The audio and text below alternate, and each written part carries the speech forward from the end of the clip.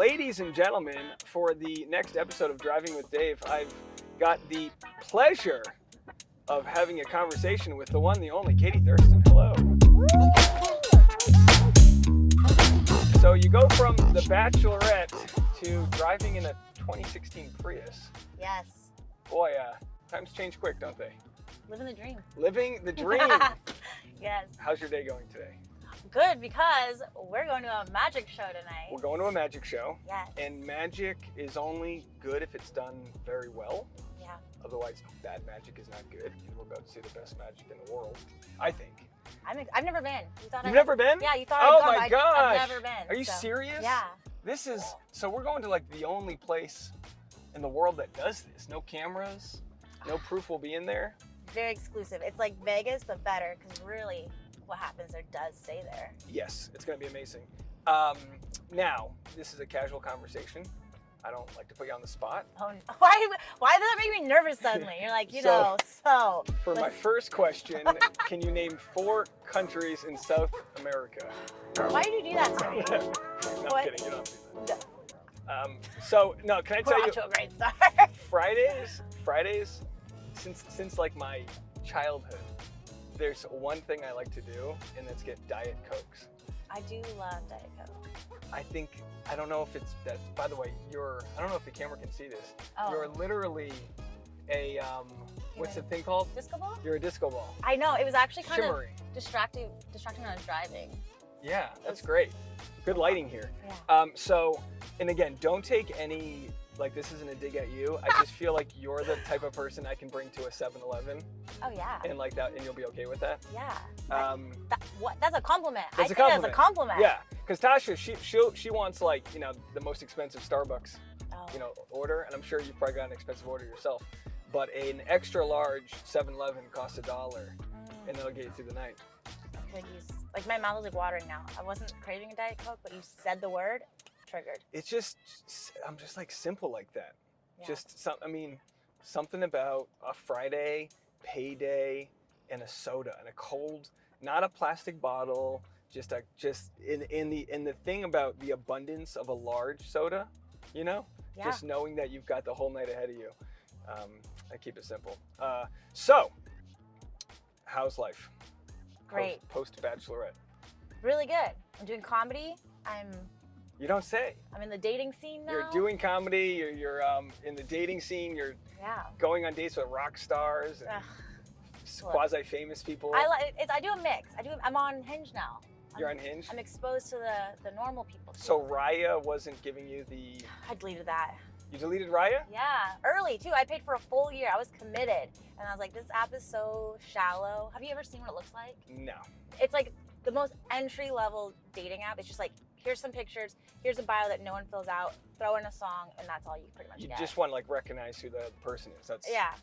Mike Posner was on there with his own song as his song choice. I was like, that just summarizes the app. You should just have your fantasy suite like photos of you just being like, no, this didn't work out. Yeah. You might have seen me there, and I'm still here. Yeah. No, but can normal people handle you? You know what I mean? Yeah. Do they get weird? That is the challenge I'm running into.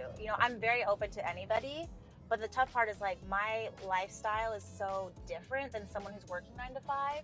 So it does become like a struggle on like how do our lives mesh together. And even on Hinge, I don't mention anything about the show, but I do say there's a picture of me doing stand-up, my first name, which I've now changed, in San Diego. And you just Google Katie San Diego comedy, boom, they now know I'm a Bachelorette. Yeah. And so it's like a rough start of being like, are they trying to talk to me because they like me or because they think it's, cool that I was on TV? To be fair, for like a single guy to be like, hey, I just hooked up with a Bachelorette is kind of, I hate to say street cred, but that's, I know. When you're just dating random people and then you have that sort of, Yep. There's only 20, what is there, 22 of you guys in the world? Something like that? 23? You want to include, Tasha and Claire's season? I think 21, including... You guys did the bonus our latest season? Either way, it's a small crowd. I'm going to do a lap before we go into 7-Eleven here because I'm not quite ready for I wanted to split it up a little bit better. But I'm taking the turns very slowly. One of these suction cups could fall. This is a lot of technology in this car happening right now. I see that. And as long as one of the 3 cameras works, we're going to be good. So you kind of have to lead with the fact that like this was part of your life. And I wanted to ask you this: do you have any bitterness post Bachelor life? Like to who? So bitterness, In is general? feeling, like you were unfairly treated in Oh. a situation. Do you feel like you got a bad rap being a person who wants people to do well and bring love and joy into the world? Do you feel like Yeah, there was a period of time for sure I was bitter, mostly to the people closest to me during that time of filming, like producers, the show, as a blanket statement. But I've really actually come to peace and closure. Recently, I actually reached out to my main producer, and we've even like rekindled that friendship. And I don't know, when you heal yourself, you find peace within. Like I don't need them to like me anymore. I don't need to forgive them. I can just like move on my own, if that makes sense. it does, but how do you cope with knowing their job is not always to protect you, and if you maybe feel like they chose violence over your serenity, when it comes to your season? I mean, that's the tough part, It's like I didn't want Chris Harrison to be the host, and I don't know how people behind the scenes felt about that. And I do feel like I was in some ways treated poorly because of that, because he'd been on the show forever, and it was just like at COVID times, and everyone was just like stuck in this bubble filming and working, and I don't know, it didn't feel like the exciting experience that I would have expected. But I don't know how many people really have an exciting experience. It's a tough thing. It always seems like people just kind of survive it. Survival is really the biggest thing. Yeah. And we had Susie on last week, and she talked about how, and she wasn't even a lead, but she just knows it's an unwinnable position because audiences fall in love with specific characters, and you're going to be letting some people down, or they'll be letting you down. And yeah. so, because I've always said this, anyone on the Bachelor, Bachelorette who is like loved by everyone is probably not that authentic, because Patrice O'Neal always said, if you're not walking half the room, you're doing something wrong. Oh yeah. So did you embrace the fact that you're just not going to please people, or is it just something that you deal with? Because I know when I get DMs from people that don't agree with anything I say, it's like, bug off, leave me alone. Like, how do you cope with that? I think there was a period of time where it was like kind of a shock when you see like the amount of people like unfollowing you because of your engagement ended, or unfollowing you because of your political beliefs. But at the end of the day, that kind of staggers out, and then you're surrounded by the people that you want to be surrounded by. If you're not being authentic, then you're just gonna lose no matter what when you're trying to please, both sides. So I've just gotten to the point, especially like with comedy, where I'm like, look, if you think I'm cringe, unfollow me. If you don't like my sense of humor, unfollow me. Like, I'm not changing what I think is funny to match you, because obviously we're gonna disagree. Yeah, it's almost like you're gonna lose that riffraff anyway, so just kind of get rid of them quick. The old loofah approach. Yes. Scrub them out. Yeah. All right, very nice. Well, you've made it through the first tough questions that I had here for you. Because you are more than just someone who was on a dating show, but it does change your world. Oh yeah. In different ways. What's the biggest way? Like, what's the biggest privilege you think you got from being the Bachelorette that you now can use in your daily life? I mean, I think financially is the most obvious, immediate thing in terms of like how I make money, opportunities that I'm exposed to, directions I can take that continue to build that, wealth, is like the most obvious one for me. What's your socioeconomic background? Middle class, lower middle class? Was money tight? Yeah, growing up super poor, like free lunches. Okay, free lunch gang. Yeah, and then when What does super poor mean in the Pacific Northwest? So, for example, my dad, my sister, and I lived in what I thought was an apartment, but I drove by it since then, and I believe it was a basement, and it was one bedroom, a tiny like hallway type bathroom, like you couldn't have two people stand next to it at the same time, and we all shared one room. But at the time, I'm just like, this is fun. We're in bunk beds with my sister, my dad's there. Yeah, you know what you know. Yeah, and like we don't need anything else, But then you get older and you drive by that place that looked like this big apartment to you, but then you're like, wait, that's definitely a basement that we lived in. So you lived in a basement. That's Yes. Very metaphorical. You started in a basement, now you're here. Made it all the way to a Prius. All right, let's continue this conversation in 7-Eleven. Okay. We're gonna get our drink orders. Maybe we'll throw in a splash of Dr. Pepper if we're feeling ballsy. Does that sound good? Yes. Okay.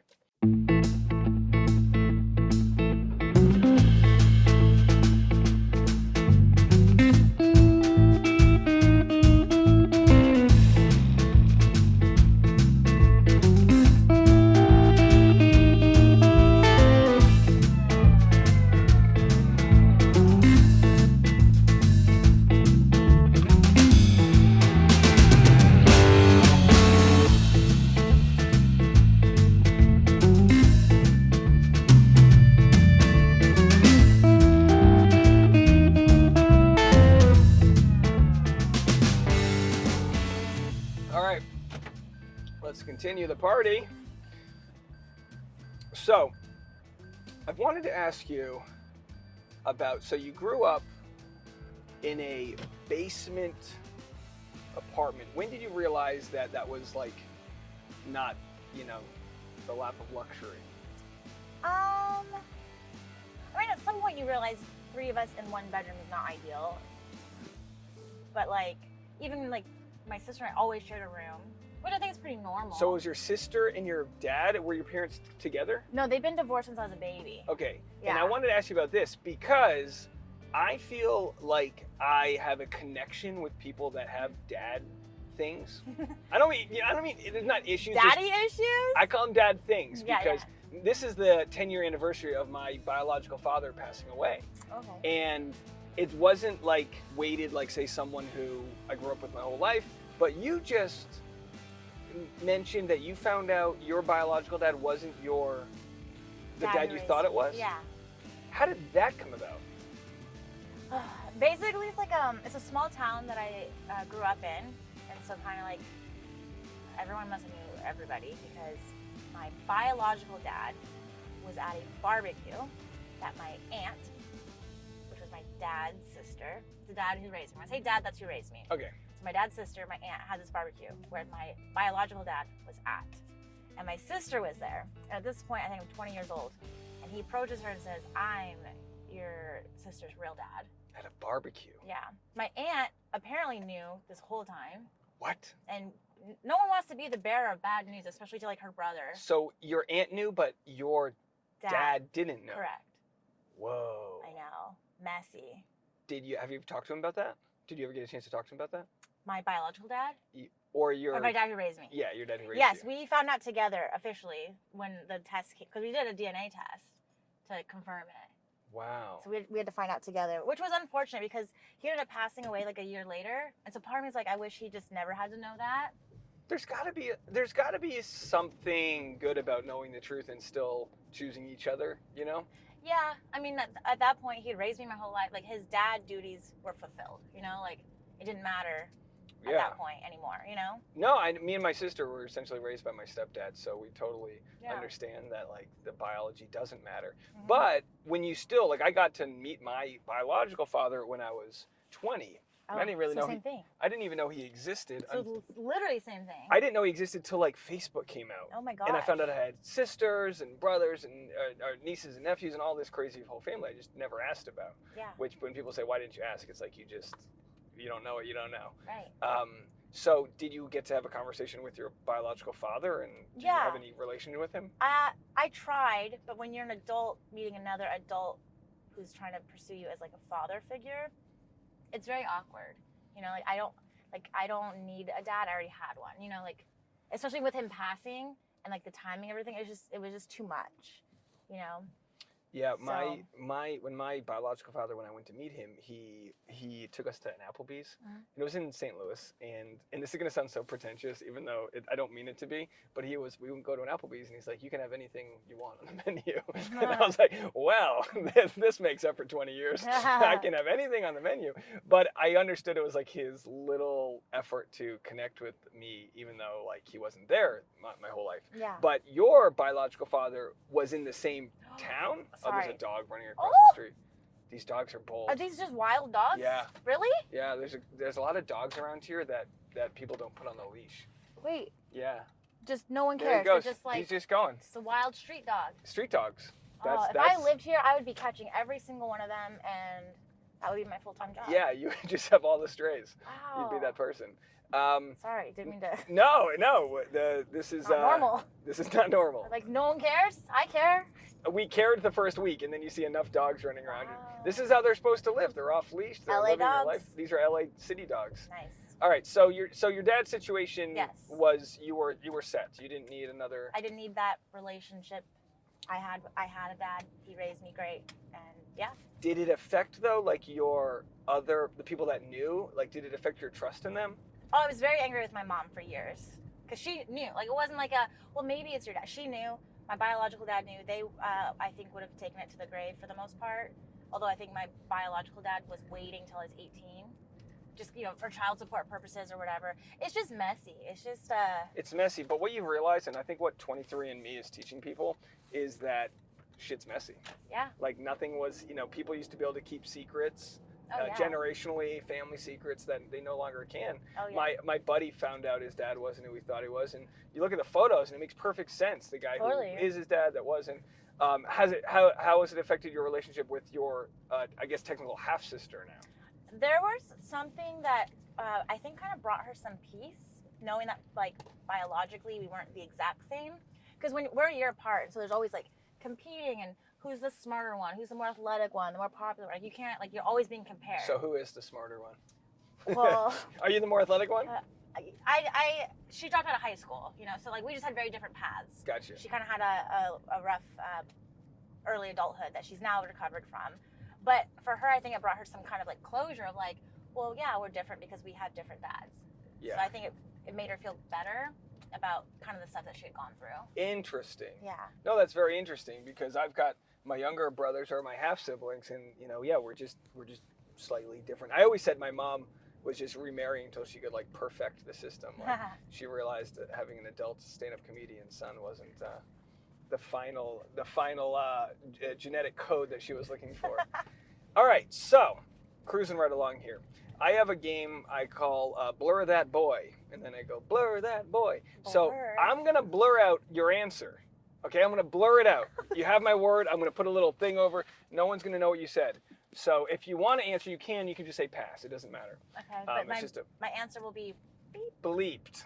Fully bleeped. No one can read my lips? No one. The lips will be blurred, and you'll be fully bleeped. Okay. Which contestant, male from your season, would you have wanted to and I said that like that because I'm going to blur out my... people can just totally figure out what I'm saying. Which male contestant did you regret not taking to the fantasy suite? First of all, I didn't have a choice who went to the fantasy suite. There was like one guy left. But were there any guys from like early weeks that you're like, damn, I'd bang, but not, I know it wouldn't be anything else? I really thought I was going to sleep with... Okay. I did. I was excited for that one. And then when the show was over, was that still a possible option when you got single? There was a moment of time where there was like a what if, but I think, but yeah. Anyone from any other seasons have slid into your DMs? You can just say, like I said, I'm gonna blur it out, so you can just. I did get asked out on a date. Oh. Mm-hmm. Okay. Yeah. And your response? I would have to really like him to make that worth it because the chaos that would come from one date with that man. He's hot. Oh, he's attractive. That would, for sure. You would. But that would be a. Bachelor Nation would catch on fire. How did he ask you on a date? Like what was his mood? Like it, line? It was, without going into too much detail because it could tell. I'll blur out your detail. Well, like at a event, we'll call it. Did he make physical contact?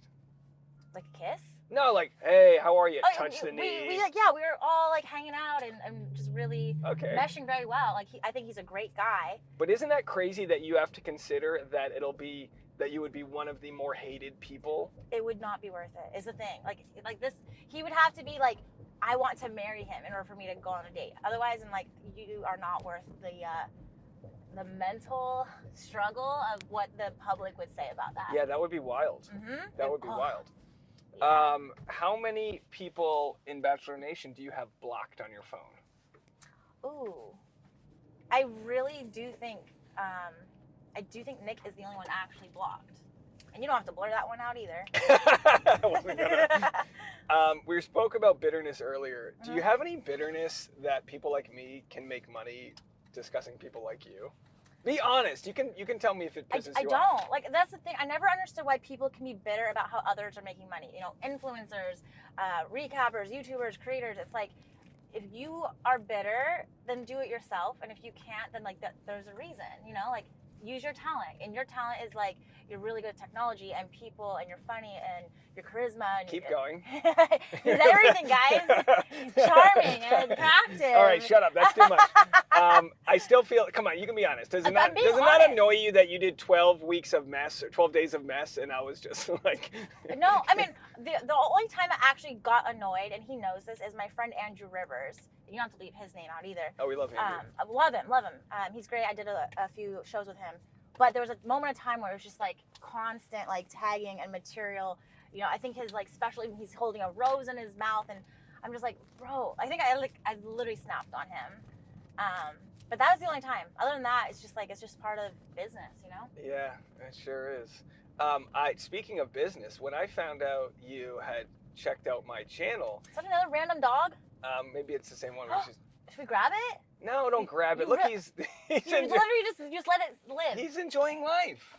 Some of these dogs have little dog-like families. They all run around together. Stressing me out. Yeah, come back and bring some kibble and bits, and they'll love you. I mean, if you're watching this and this is normal for LA, please DM me and give me closure. We are in East Los Angeles. I will think about this dog. It is normal in East Los Angeles. I'll think about this dog for the next year. Well, come back and say hi to them. They're scrappy little guys. Sorry, I keep getting I can't see any more like stray dogs. So I felt very prideful when I found out you kind of had consumed my content. Yes. But then when I found out you liked Game of Roses and Jess Ambrose, I got to tell you, it means nothing to me anymore. I really felt. Here's the thing, though. So the way I discovered your channel, I don't know if I think I told you this maybe. It was we were all locked up to get ready to film Women Tell All in the hotels. No phones, and we had access to YouTube. Luckily, it was a smart TV. And so I wanted to kind of like get in the right mindset and kind of remember everything that happened and watch things. And so I came across your channel and Chatty Broads at the time, and was like, oh, this is pretty enjoyable. This is you guys do a good job, and Game of Roses is the same way, being just kind of like neutral in a way, or like giving everyone the benefit of the doubt. Yeah, I used to be more judgy, but I think you just realize these people are trying their best. Well, and that's the thing, So some of these podcasts are really hard to listen to because they're just brutal, And did you have anybody? Because you go on Bachelorette, Blake proposes, I said yes, yeah. And then you do the rounds, chicks in the office, love to see it. You do the rounds. Mm-hmm. Was there any do you remember those that had criticized you? Because I would not be able to not remember if someone was critical of me and then they have to interview me, you can't keep up with all the media at that point. Like, I remember even having so many emails coming in that I just never even opened. There's just so much happening. If someone criticized me, there was a pretty good chance I had no idea. Like Chicks in the Office, for example. So like right off the press tour, there's too much going on, and you're doing the live show, and then you're flying across the country. Yeah. Did you do Good Morning America? I'm sorry. Did you do Kelly and Ryan and Kelly? Ryan and Kelly. Yeah, it was all Zoom though, because it was still kind of like oh, COVID. That's right. Yeah. Of course. Yep. Do you feel like you got ripped off then? That you didn't get the full press experience, the full red carpet? I mean, yeah, the whole experience isn't like what a traditional season would have looked like, in terms of travel, all the PR that's in person. Even like after my season was over, I hardly got to enjoy like being that Bachelorette, because then Michelle was the next Bachelorette. And then even her, the next thing you know, it's Rachel and Gabby, So it was just like, it was very like a quick moment in time of getting to be the Bachelorette. Most people get to enjoy that attention for like a year. I was one of 4 in like a year, And so that kind of sucks, in my opinion. I mean, it is something. They churn through you fast. Yeah. How surprised were you to find out you were in the running to be the Bachelorette? Just because you were traditionally not a finalist on that same season. I was convinced they were going to offer Paradise, and I was going to easily say no to it and move on with my life. So why did you say yes to Paradise this time around? What? I didn't say yes to Paradise. All right, well, we're just trying. He's trying to trick me. Now, you've said before that you would never do Paradise, Yeah. but have you changed your never to a most likely not? I swear to God, that's another dog. That's the same dog. I feel like I have to take this dog. He doesn't want you. You have white savior complex. These dogs don't want you. Look at him. He's hanging out in the grass. He's pissing around. Hi. Does he have a collar? Hi. No collar. What if he? No, we've seen that dog around. He's a good dog. Let him be. Look at. Yeah. He knows how to cross the street. Bye. I hate this. I hate this so much. This dog is falling. It's a sign. This dog. Okay, I'm sorry. I'll give you this credit. When my dog got sick, I think it was 2 summers ago when we kind of first met, or before we had met, you were the first person to ask how he was doing. And I know I've told you that before, but Yeah. when you talk about like logging people into the good book, that's like a lifer for Tasha and I. Aw. The fact that you're like a good animal person and care about simple things like that. Sorry, the dog, he's distracting me. No worries. Paradise, I would not do it. Maybe if they paid me maybe 25,000. I don't think they would. Total or per week? No, total. I mean, it's a really short show. I'm being a little reasonable. They've paid people. Becca Kufrin probably got a pretty penny to go on. You think? I mean, I think so. Yeah. I do think someone told me the number. If I told you this, if I told you that you could potentially meet the love of your life on Paradise, would you go back to it? Because Becca did. I mean, they're having a boy. I know that is true. She is like a pretty big success story, huh? You got a better chance on Paradise. For what? Love? You do. You have versus real life. I'll tell you what. No, versus the Bachelorette. Oh, but I do you've agree. got on Bachelor in Paradise. There are multiple options. People have to double down. It's not all or nothing. So it gives you a little bit more of a chance to canoodle with a few others, and you can feel out of, oh, I'm jealous. That means I must like this person. Here's the thing, though. Look at Blake Horstman. He went to a Netflix reality show, and he met the love of his life. So I don't think the Bachelor franchise is for me anymore. Reality TV, I think that is another discussion. Okay, so would do reality TV. Yes. Maybe All Star Shore season 2. I heard that there is a Netflix show coming out that's going to be dating with mix of reality TV. What if we did a dating show that involved picking up stray animals on the streets? I'm in. Would that be? I would love that. I'll be the host, and Yes. and it'll be you, and you guys can see Yeah. if the guy's willing to scrub one of these dirty dogs down. See, I don't think I could do a date. Now that I'm I don't think dating reality is for me. But reality. Dating needs to be a side story Oh, to those a dogs. different reality show. Is It's the same dog. I'm just driving No, in circles. no, those are just 3 Lassie dogs. Oh, Lassie dogs. Okay. Yeah, we got a lot of There's a dogs here. pack Well, of 'em. oh, you just hit a curb. I thought you were going to say you just hit a dog. Either a curb or a dog. We'll find out Stop! later. All right. Home stretch. Woo. Have you had any sex dreams about any Bachelor alumni? Surprisingly? Be honest here. No, I'm... The fact that you're not a quick no. Well, because I had a sex dream about a girl, and I think she was Bachelor, but I don't remember which girl it was. But no guys. Serene. No, but she's gorgeous. No, I don't remember who it was. You had a sex dream about a lady from The Bachelor. Yeah, world. it was a long time ago, but I remember being interesting choice. Someone you knew or someone you had seen on TV before you were on the show? I feel like I don't know her personally. Okay. Yeah. I can work with Because I that. feel like I would remember quicker if I knew her. I'd be like, oh my god, yeah, it was my friend or whoever. So you thought you were in the running for Bachelor in Paradise. Yeah. I mean, that would be Bachelor, obvious. Bachelorette is a gigantic... Because, yeah, people are lucky enough to get on Bachelor in Paradise. There's a lot of people that want to get on that show that don't get on. They only have so many people that can be on, Yeah. especially with your year where there was extra seasons. Mhm. So what's the conversation when you find out, oh my gosh, I might actually be the Bachelorette? Are you doing the math on that and going, they've never done this before? I kind of thought, I didn't take it seriously because you don't really know until it's official. Up to even the moment where I was at a hotel, I was like, I don't know. Anything can change last minute. Did you find out any reason why they took you? And I don't mean any offense to that question. I don't know. I thought for sure Bree would have a great chance. There's got to be something there, and I'm sure the people closest to her know more than obviously I would. But she would have been a great one.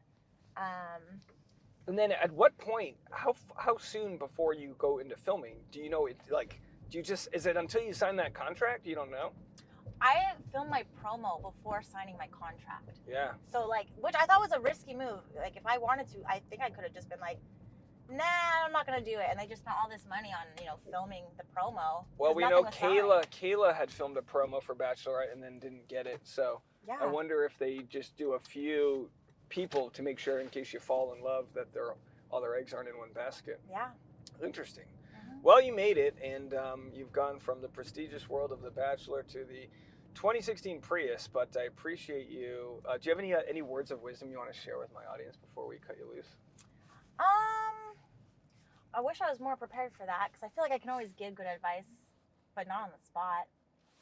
What did you learn from the show that's something you would pass down to like the next lead? How do I word this? Don't. No, I mean, I think as real and genuine that you want it all to be, you do have to lean into the process, as they like to say, which I feel like is the sugar-coated way of saying you don't have as much control as you want to have. And you just gotta accept that. And I think had I embraced that idea a little more and maybe just focused on like one guy, I think it could have been a whole different experience. Oh, so is there any regret then? Not regret, because like I do believe everything happens for a reason, but if I could redo it, I feel like I would focus on one guy. And I'll blur it out, but who would that have been? Oh, you don't have to blur it out. I think it still would have been Blake. Oh, okay. I really do believe that. Like, Blake brought a level of comfort to this show that no one else could, and I think his experience in doing it made him feel like easy to be around. You know, all the other guys are like nervous, awkward. I'm trying to nurture and take care of them, and you know. And then with Blake, I didn't have to do that. So I just got to like relax a little bit. Interesting. Yeah, but there was a chance he almost didn't make it on. Wow. Mm-hmm. In which case, who do you think would have taken his place? I don't know in what your would have. finalists? I don't know what would have happened because Michael was still definitely a front runner, and he left. You know. How did that feel having guys leave? You had Michael leave, and Greg kind of left. Yeah.